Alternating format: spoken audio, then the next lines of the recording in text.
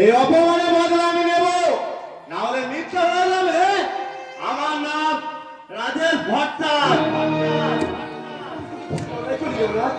বেশ করেছি। ওই শালা কলকাতা শালিকটা তোমাকে দিয়ে মাল বলছিল কেন? তুমি কি ওর বাপের চাকর? তুই মিথ্যা রাগ করছিস, ও তো আমার পরিচয় জানে না। তা বলে তোমাকে দিয়ে চাকর সাজাবে না? আমি তা সহ্য করবো না। তার জন্য ওই কাজ আমি বারবার করবো। হ্যাঁ, কিন্তু তোমার যদি জানতে পারে? সেইটা আমি বুঝবো। তুমি আমার সঙ্গে এসো। কোথায় যাবো? কেন আমার বাড়িতে? হ্যাঁ, তোর বাড়িতে কেন?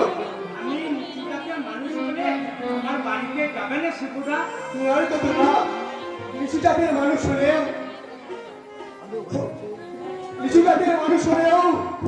হরিদাসকে বুকে টেনে নিয়েছিলেন ভগবান শ্রী চৈতন্য, পুরো চন্দ্রকে বন্ধু করেছিলেন ভগবান রামচন্দ্র, আর নিচু জাতির ছেলে সুদামার হাতে খুঁটিয়ে নাড়ু দিয়েছিলেন ভগবান শ্রীকৃষ্ণ। মায়ের মুখে এসব কথা শুনেই তো আমি বুঝেছি সবার উপরে মানুষ সত্য, তাহার উপরে নাই। সব লোকে কয় না লোকে সংসারে, সব লোকে কয় না লোকে সংসারে। লালন বলে জাতির বীরু, লালন বলে জাতির বীরু, দেখলাম না নজরে। সব লোকে কয় না লোকে সংসারে, সব লোকে কয় না লোকে সংসারে, সব লোকে কয় না লোকে সংসারে।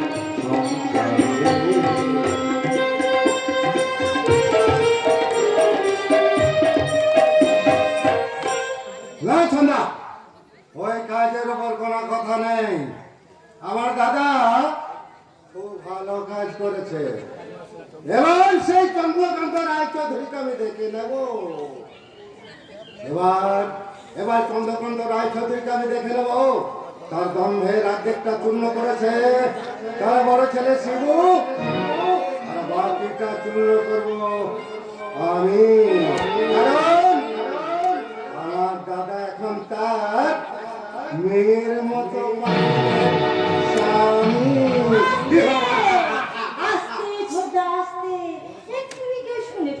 শুনুন, আজ আমি কাউকে পড়া করি না, কিন্তু সন্ধ্যা এই দুষ্টু বুদ্ধি তোর মাথায় কি করে এলো?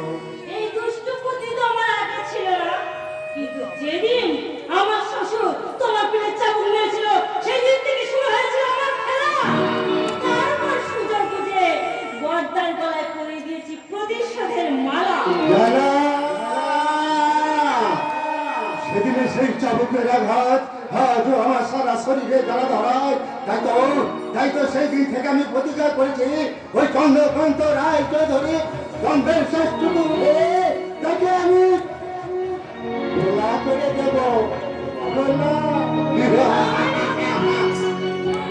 মনের আকর্ষণটা যেমন শরীর কলা শিখেই থাকে তলা। চলো ভেতরে চলো। না ঠান্ডা না, আমি চাই না সেই অপমানের পর আমি আবার সেই বাড়িতে যাক। তুই ঠিক বলেছিস দাদা, আমারও যাওয়ার ইচ্ছে নেই, তাছাড়া আমার যাওয়ার সময়ও নেই।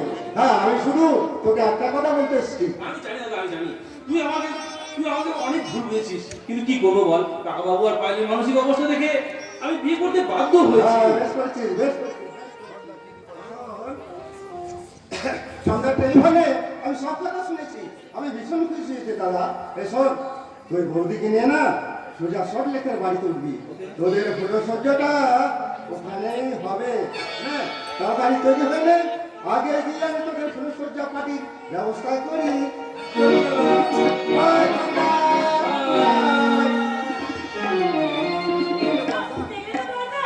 তোমার মেয়েদের ছোট্ট বড় তো খুশি হয়েছে। আমরা কলকাতায় গিয়ে যাক জমক করে পার্টি দেবো। পার্টি তো দিতেই হবে, নাহলে যে রজত বাবুর সম্মান থাকবে না। তাছাড়া আমরা তো আর ছাড়বো না। আপনি আমার ভাইকে ছিলেন? চিনি মানে খুব ভালো করে চিনি, খুব শীঘ্রই উনি হবেন আমার পরম আত্মীয়। সে কি আপনারা জানেন না? রজত বাবুর সঙ্গে আমার বোনের বিয়ে হবে। এত সুন্দর একটা আনন্দের সংবাদ দেওয়ার জন্য আপনাকে অসংখ্য ধন্যবাদ। ও কি ওদিকে কোথায় যাচ্ছি? আমার ভাবি বৌমা গাড়ি দেবীর সঙ্গে আলাপ করতে যাচ্ছি। আচ্ছা ছন্দা দেবী, আপনি তো এই গায়ের মেয়ে এবং বউ, কেন বলুন তো? আপনার হাতে কি কোনো ইয়াং মেয়ে আছে? ও মনে হাতে কোনো মেয়ে নেই স্যার, আমার হাতে আছে। তুমি কি আজকাল বিয়ে ভক্তালি করছো নাকি? হ্যাঁ বৌমনি, শুনুন যার জন্য কিনা না আপনাকে খুড়িমা ডাকছে। ডাকছে মানে আশীর্বাদে যাওয়ার কথা হবে। আপনারা কথা বলেন, আমি আসছি। আমিও যাই। সাহেব যাচ্ছেন কোথায়? আপনি কি আজও আমার উপর রাগ করেছেন? আমি তোমার সঙ্গে কথা বলতে চাই না। কিন্তু আপনারই লোকসান। তার মানে? এই আপনি যেমন যেমন মেয়ে খুঁজবেন ঠিক সেরকম, ঠিক আমার সঙ্গে ঠিক সেরকম মেয়ে আছে। তাই নাকি? কিরকম কিরকম? এই যেমন এই রূপা মুখা, পেটে লম্বা, কালো ফর্সা, শতপা এবং কুমারী। আপনি যেরকম যেরকম মেয়ে খুঁজবেন আমার সঙ্গে ঠিক সেরকম মেয়ে আছে। এই সারা জীবনের জন্য, এক রাত্রের জন্য সব ধরনের আমি মেয়ে সাপ্লাই করি। বলুন কিরকম চাই? ইয়ে মানে ইচ্ছা তো আছে সারা জীবনের মতো একটা মেয়ে, কিন্তু আমার জামাই বাবু কিছুতেই নিয়ে দিচ্ছে না। আরে মশাই, আপনি মানুষ চিনলেন না? এই অনাথ হলো গোপন কর্ত্র। আপনি নিশ্চিন্তে বলতে পারেন। বলুন কি চান? ইচ্ছা তো ছিল সারা জীবনের মতো একটা মেয়ে, কিন্তু আমার জামাই বাবু যে কিছুতেই নিয়ে দিচ্ছে না। ওই হয়ে যাবে। তাহলে নিশ্চয় একদিন মেয়ে। তুমি ঠিক বলেছো। আচ্ছা এইবারে ওই কাজের মেয়ে ছন্দাকে পাওয়া যাবে না? পাওয়া যাবে। ওই চন্দ্রকান্ত কাকাবাবুর কাছে এই পারমিশন নিতে হবে, এই আর কি। ওরে বাবা! আরে মশাই পারমিশন লাগবে না। আমি তাহলে কাকাবাবুকে গিয়ে বলি। থাক ভাই থাক, ঘুম হয়েছে, আমার মেয়েদের দরকার নেই। শালা হারামি কখন থেকে খালি ঘুর ঘুর করছে। ওরে বাবা! কিন্তু শিবুদা কোথায়? ওকে যে আমার ভীষণ দরকার। কোথায় আছে, কি করছে?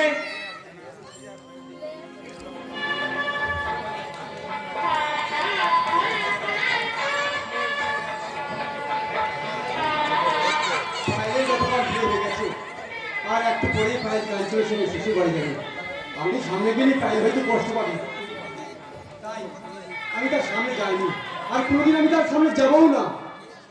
সে আমাকে দুঃখ দিক, তবু সে সুখে থাকে।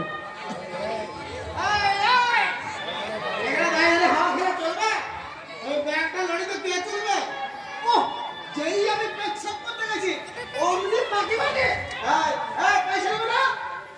না মানে আমি এই জন্যই আমি লেবারদের সহ্য করতে পারি না। তোদের সরকার এসে তোদের আমার মাথায় করে তুলেছে। তুই যদি আমাদের ফিল্ম করা লেবার হতে।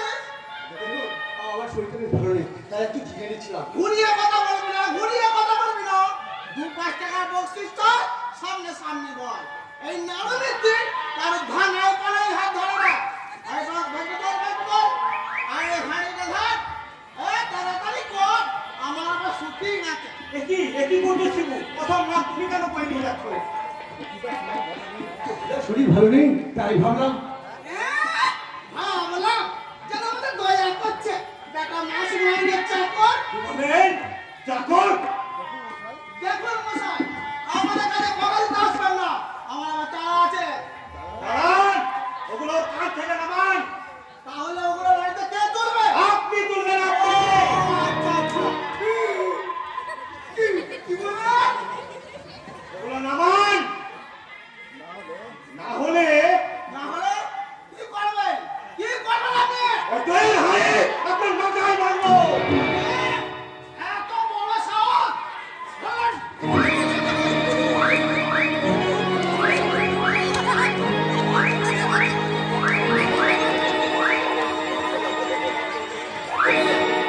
আমার এত বড় সাহস!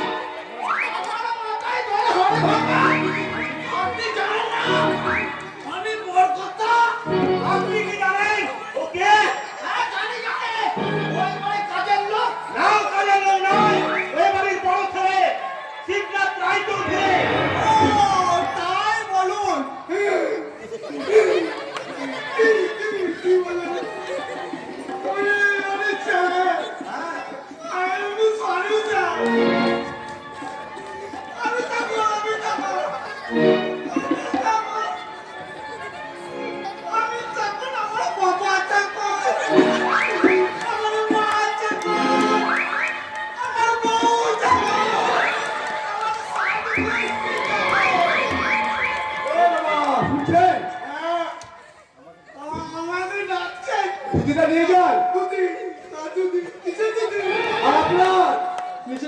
কি দেখুন।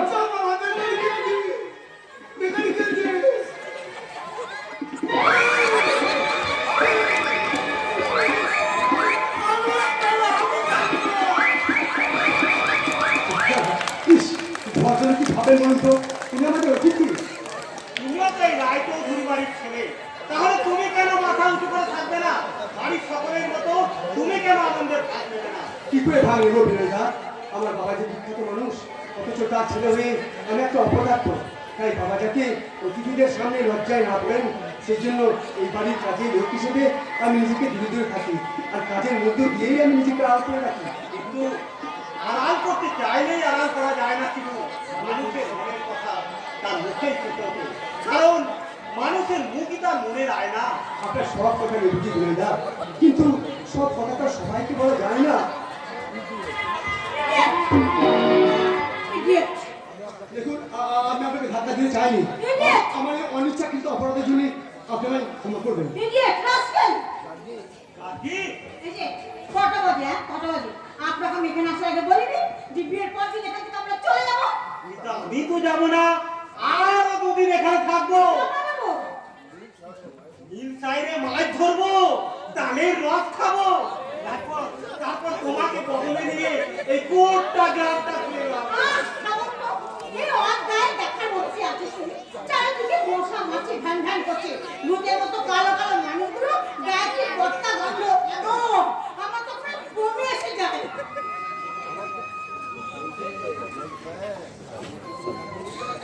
এই যে মেম সাহেব, গায়ের রং কালো বলে গায়ের মানুষগুলোকে তুমি ঘৃণা করছো, কিন্তু তুমি কি জানো ভারতবর্ষের প্রতিটি শহর গ্রাম দিয়ে ঘেরা, গ্রামে লক্ষ লক্ষ মানুষ রোদে পুড়ে ঘামে ভিজে ফসল ফলে বাবু বিবিদের মুখে অন্ন যোগায়, গ্রামে এখনো প্রাণ আছে।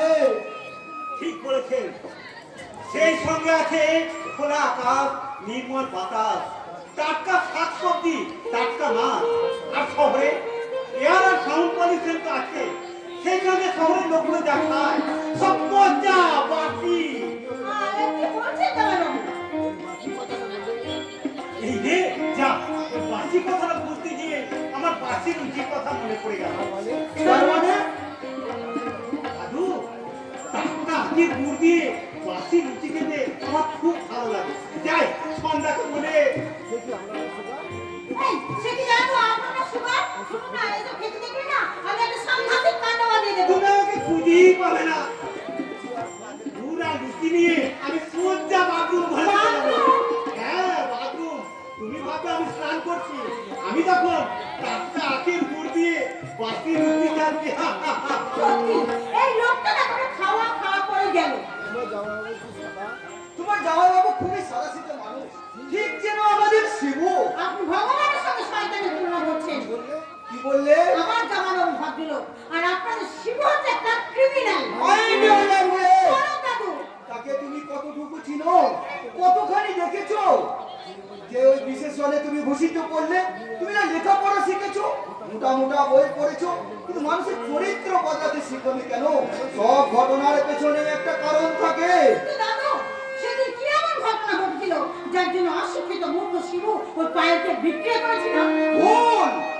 কত বাবা শিবু পায়েলকে ঠকায়নি, পায়েলই তাকে ঠকিয়েছে। বলছেন আপনি?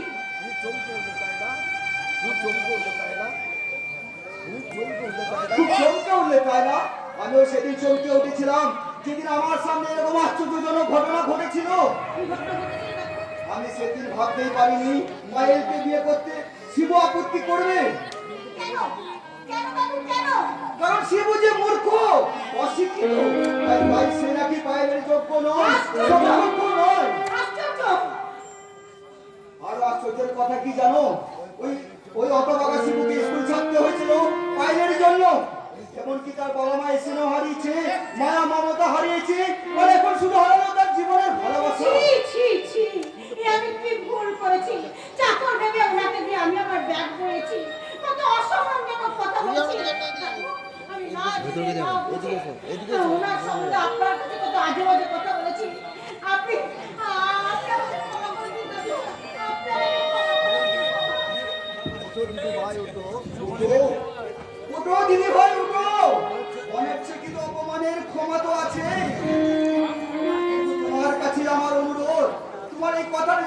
লোককে সীমাবদ্ধ থাকে। আমি কথা দিচ্ছি দাদু, আমি কথা দিচ্ছি। তাহলে চলো।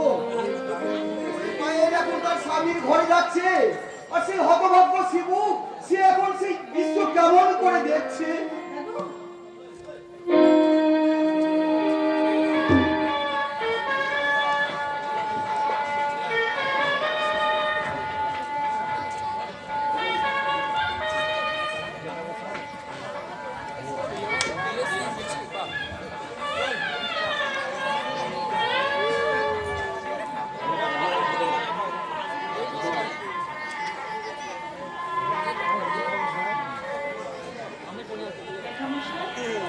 আয় ভাই, সুখী হও মা, সুখী হও।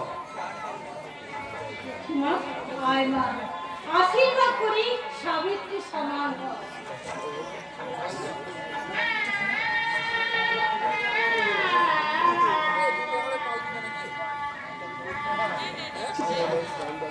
পায়েল, ওই স্কাউন্ডারটাকে প্রণাম না করে পালকি তো বিহারা পালকি নিয়ে আয়।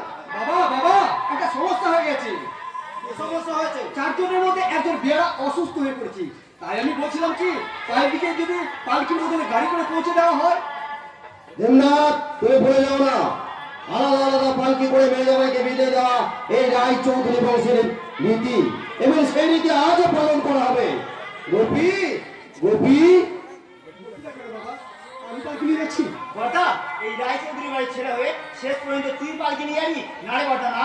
ছি ভাই ছি, একজন মানুষের জন্য বাবার সম্মান নষ্ট হয়ে যাবে, তা আমি কেমন করে মেনে নেবো? আমি তো আছি, আমি পালকি নিয়ে যাচ্ছি।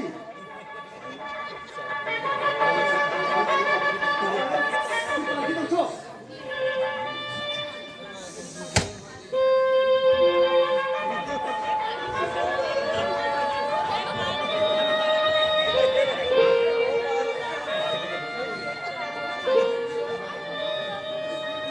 বিধিরে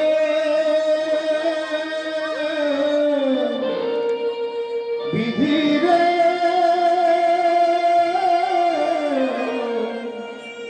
বিধিরে পালকি চলে চলল রাধা আয়ান ঘোষের ঘরে, পালকি চলে চলল রাধা আয়ান ঘোষের ঘরে, সেই বিরহে মাঝে পথের ধুলাই পড়ে, সেই বিরহে মাঝে পথের ধুলাই পড়ে, পালকি চলে চলল রাধা আয়ান ঘোষের ঘরে, পালকি চলে চলল রাধা আয়ান ঘোষের ঘরে। ধীরে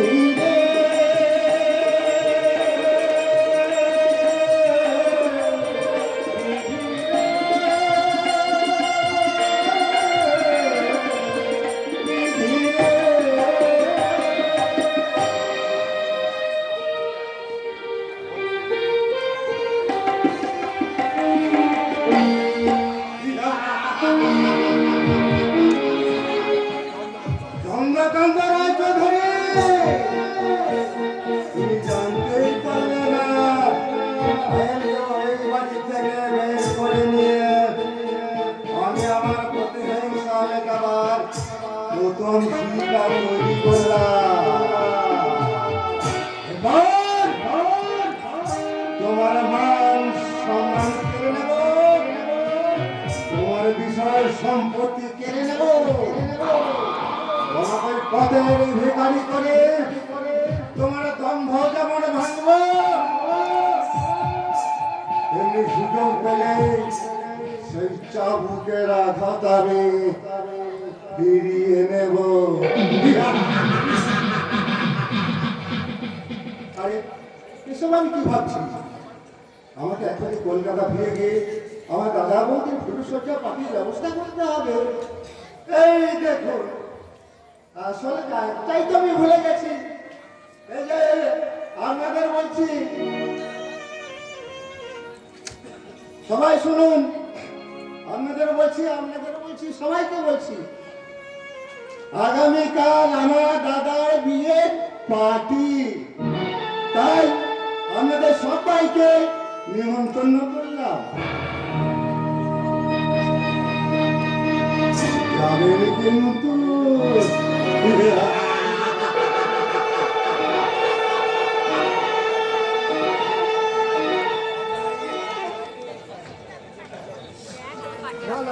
না না, আমিও সব পার্টিতে যাবো না। শয়তানি পায়েলের বউ ভাতের পার্টিতে আমি পেচ্ছাপ করলি, কিন্তু কিন্তু শিবুদাকে আমি কোথায় খুঁজবো? সেই যে সকালবেলায় পালকি নিয়ে বেরিয়ে গেছি, হ্যাঁ দুপুর গড়িয়ে বিকেল হতে চললো, এখনো তার পাত্তা নেই। উহ, আমার হচ্ছে যত জ্বালা। গিন্নিমা, আমার সেগুলো কোনো সন্ধান পেলি? না গিন্নিমা। কি ব্যাপার বলতো? ছেলেটা গেল কোথায়? সেই সকাল থেকে সন্ধে গড়াতে গেল, এতখানি বেলা হলো, এখনো পর্যন্ত ছেলেটা ফিরলো না। গেল কোথায় বল দেখি? ঠিক আছে, তুই আমার এক কাজ কর না বাবা, ওই মোড়কটাকে আমার খোঁজ নিয়ে দেখবি। আচ্ছা গিন্নিমা, আচ্ছা আমি এক্ষুনি দেখছি। হে বাবা না, আমার প্রাণের শিবুকে তুমি আমার কাছে ফিরিয়ে দাও ঠাকুর, আমার কাছে ফিরিয়ে দাও। ব্যাপার এখানে পড়ে পড়ে কাজ তো কেন? সে তুই বুঝবি না, তুই এখন এখান থেকে যা। আমি বুঝবো না? আমি কি তোমার বড় ছেলের মতো ইডিয়েট নাকি? দেবু, ঠিকই বলছি। আমি সেই ইডিয়েটটা খালি বলে তুই তার জন্য খাবার নিয়ে বসে আছিস। কই, তুমি তো আমার কোনো খবর রাখো না। আমি না তোমার নিজের ছেলে। দেবু তুই এখন এখান থেকে যা। যাচ্ছি, তুমিও চলো, বাবা করে ডাকছে। তোর বাবাকে গিয়ে বল, বড় খোকা না ফেরা পর্যন্ত আমি এখান থেকে কিছুতেই যাব না। ঠিক আছে যাচ্ছি, তবে তার আগে তোমাকে বলে যায় মা, যার জন্য তুমি এত আদিক্ষেতা দেখাচ্ছ, তুমি কিন্তু সেই শিবুটা সৎ মা। দেবো, মাকে তুই ওপরে কেন বললি? মাকে কোনো সৎ বা অসৎ হয়? মা তো মাই, স্বর্গের চেয়েও বড়, আকাশের চেয়েও সীমাহীন। থাক থাক, আমাকে আর জ্ঞান দিস না। শোন, মায়ের সঙ্গে যদি দ্বিতীয় দিন এই অভদ্র আচরণ করিস, তাহলে একটা ছোট্ট দাঁত আমি ঝুড়ি দেবো। কি এত বড় কথা? তোর এই কথার জবাব আমি মুখে দেবো না, কাজে দেবো। কাজে। দেবু, কিন্তু তুই বড় খোকা, তুই এতক্ষণ কোথায় ছিলি বাবা? হ্যাঁ রে, তোর মুখ কেমন শুকিয়ে গেছে কেন? যত অবধিতে জবা ফুলের মতো লাল, তোর কি হয়েছে বাবা? আমার কিছু লাগবে না, কাজ সারা দিকে আছি তো। মা, তুমি এখনো কিছু খাওনি তাই না? কি করে খাই বলতো? তোকে না খাইয়ে আমি কি কোনোদিন খেয়েছি? তুই তো আমার পায়ের বেরি, তোকে না খাইয়ে আমার মনেও শান্তি নেই বাবা। মা গো, তোমরা বলো না, অল্প কথা বলো না।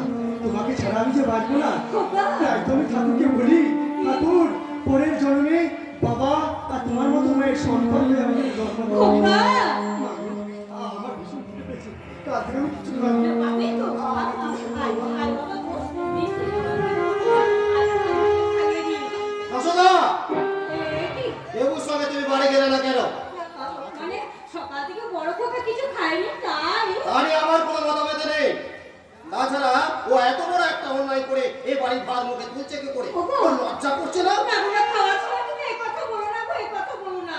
ওর প্রতি কেন তোমার এত দরদ? কিসের এত মমতা? ভুলে যাবো না, ও তোমার সৎ ছেলে, আর তুমি ওর সৎ মা। তাই যদি হয়, তাহলে এবার তো বউ হয়ে আসার পর কেন তুমি ওকে আমার হাতে তুলে দিয়ে বলেছিলে ও আজকে তোমার সন্তান? বলো কেন তুলে দিয়েছিলে? ওই সামান্য ভুলের জন্যই ও এত বড় একটা অমানুষ হয়ে উঠেছে। শোনো যশোদা, তুমি যদি আমাকে শান্তি দিতে চাও, এই রায় চৌধুরী বাড়ির মান সম্মান অক্ষুণ্ণ রাখতে চাও, তাহলে ভাতের বদলে ওর মুখে তুমি ছাই তুলে দাও।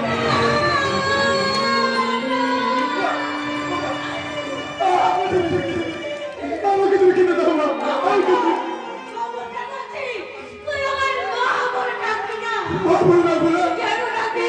শুনতে পেলি না তোর বাবার কথাগুলো? দেখতে পালি না তোর বাবা আমার এই মায়া মমতার ভান্ডারে কিভাবে বিষের আগুন জ্বালিয়ে গেল? খবরদার আমাকে মা বলে ডাকবি না, আমার কাছে আসবি না। তুই আমার সৎ সন্তান, সৎ সন্তান। এই কথাটা শুনতে আমি আর পারছি না।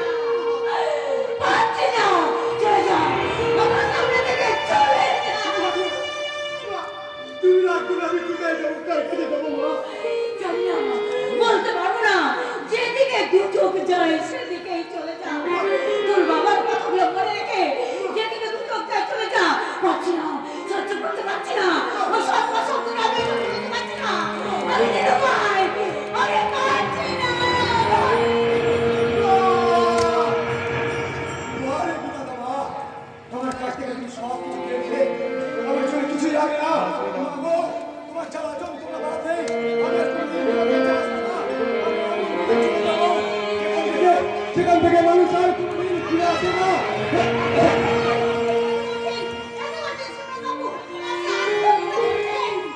এছাড়া যে আমার অন্য কোনো পথ নেই।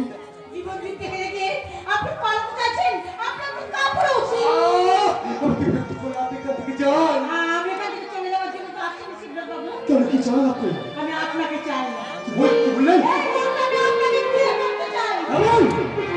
আপনি কি আমার সঙ্গে তামাশা করছেন? আলিয়ার মতো ঝুলে উঠে আমার এই ক্লান্ত মনটাকে আপনি আঘাত দিতে দেখেন? সিদ্ধার্থ বাবু, শুনুন, আমি মূর্খ অশিক্ষিত কিন্তু লোভী নই। আমিও তোকে একা কোনো ছবি নই। আমার হৃদয় আছে, আমার হৃদয়ে চাওয়া পাওয়া আছে। কিন্তু আপনাকে দেওয়ার মতো আমার কিছু নেই। আমি একটা পাথর। ভুল। পাথরের চোখে কোনোদিন কি জল আসে? আমি আপনার চোখে দেখেছি ভালোবাসা কারণ বেদনা। ভুল দেখেছেন আপনি, ভুল দেখেছেন। বাবু, আপনি আমাকে সব কথা না বললেও শরৎ দাদুর কাছে আমি সব কথা শুনেছি। আমি না জেনে না বুঝি আমি আপনাকে অনেক অসম্মানজনক অপমান করেছি। তাই আমি আপনার পাপের প্রায়শ্চিত্ত করার জন্য আপনার কাছে আমি দুহাত পেতে দাঁড়িয়েছি চিৎকার বাবু। আপনি ভুল করছেন গার্গী দেবী, আমি আপনার যোগ্য নই। কেন যোগ্য নন?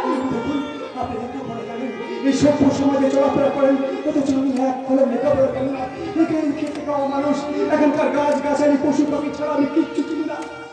আমার সঙ্গে আপনার জীবন থেকে জুড়ে ফেললে আপনার দাদা, আপনার জামাইবাবু, এমনকি সমাজ আপনাকে ঘৃণা করবে, আপনাকে ছিছি করবে।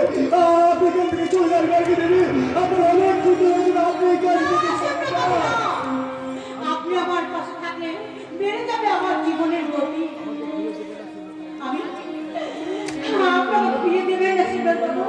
আমি যে আপনাকে ভীষণ ভীষণ ভালোবেসে ফেলেছি সিদ্ধার্থ বাবু। আপনি চলে যান গার্গী দেবী, আপনি এখান থেকে চলে যান। পূজারিনী অল্প সাজিয়ে এসেছে দেবতারা মন্দিরে। আপনি কি চান বুক ভরা হাহাকার নিয়ে সেখান থেকে ফিরে যান? ব্যর্থতার হাহাকার নিয়ে যে ফিরে যান সিদ্ধার্থ বাবু। না মানে আমি চরণ ধরে দিও গো আমারে, দিও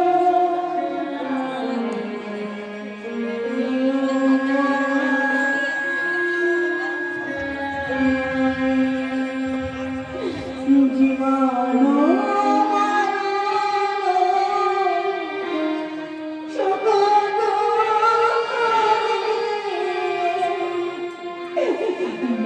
মুখে ধরিব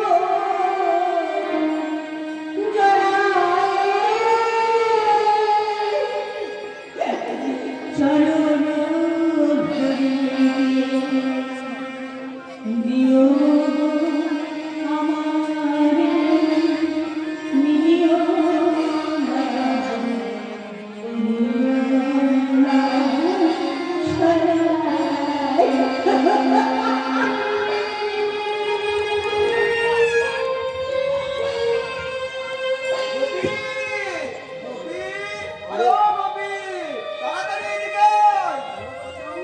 আমাকে ডাকছেন?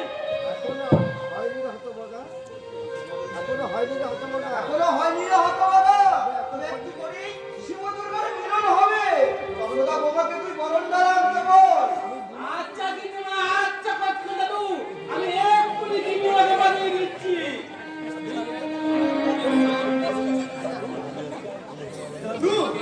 দাদু ভাই, তোর ভালোবাসার হারানোর ব্যথায় আমি সেদিন কতখানি ব্যথা পেয়েছিলাম। আজও তো তুমি ভালোবাসা ফিরে পাওয়ার আশায় আনন্দে আমার সীমা নেই রে। আমিও আছি গো দাদু।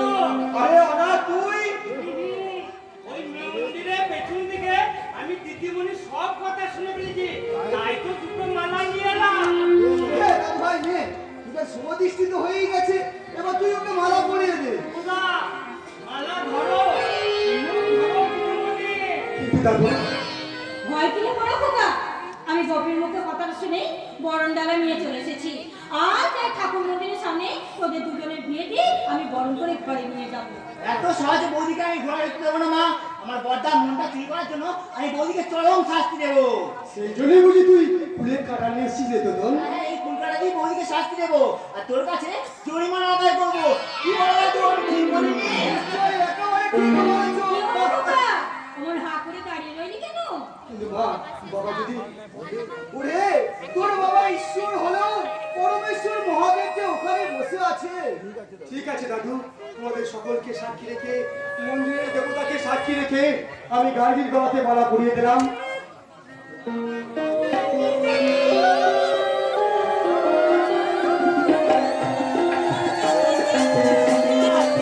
জানি না আমার জীবনের সঙ্গে গার্গী নিজেকে জড়িয়ে ঠিক করে বা ভুল করলো, তবু আপনাদের সকলের ইচ্ছা পূরণ করার জন্য গার্গীর স্মৃতিতে সিঁদুর পরিয়ে ওকে আমি স্ত্রীর স্বীকৃতি দিলাম। এই যে মায়েরা, দিদিরা, বৌদিরা, আপনাদের কি পিঠে খাওয়া হয়েছে? বসে বসে খুব বিয়ে করেছে। কেউ শুনতে দিচ্ছেন না।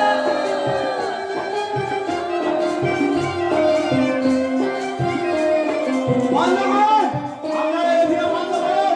এই বিয়ে আমি কিছুতেই হতে দেবো না। ওই লম্বরের কাছ থেকে সরাই গার্গী।